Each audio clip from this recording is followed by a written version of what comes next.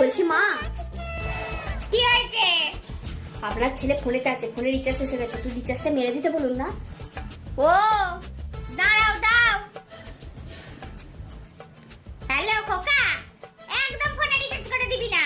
যতক্ষণ ফোনে রিচার্জ থাকে ততক্ষণ ফোন নিয়ে পড়ে থাকে, আর রিচার্জ না থাকলে একটু সংসারের দিকে মন দেবে, একটু কাজ করবে সংসারের। একদম রিচার্জ করে দিবি না। ঠিক আছে রাখ, আমি ব্যস্ত আছি।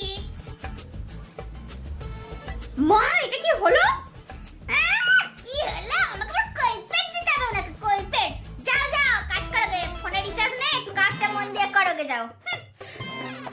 টিভিটা হঠাৎ বন্ধ হয়ে গেল কেন? মনে হয় টিভিতে রিচার্জ শেষ। বৌমাকে বলি খোকাকে ফোন করে টিভিতে রিচার্জটা করে দিতে। ও বৌমা বৌমা, খোকাকে বলো তো ফোন করে টিভিতে রিচার্জ করে দিতে। যখনই কোনো কাজের কথা বলি তখনই তো বলেন আমার চোখ ভালো না, চার চোখ খাটিয়ে বসে থাকে। টিভি রিচার্জটা বন্ধ থাক, এদিকে চোখটাও ভালো থাকবে আর কাজেও মন বসবে।